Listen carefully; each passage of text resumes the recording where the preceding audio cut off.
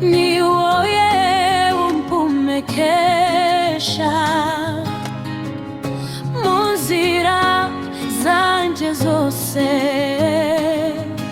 ukandinda buri munsi. Iyo nguye uramfata, iyo ndize ukampumuriza, urukundo rwawe ntirushira, ruhora iteka ryose. Karame Yesu, ni wowe mwami wanje.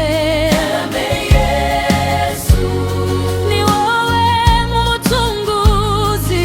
Karame Yesu, icyubahiro ni icyawe.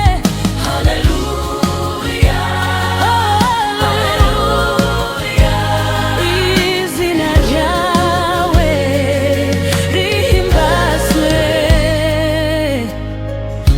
Wankuye mu mwijima, unjana mu mucyo wawe,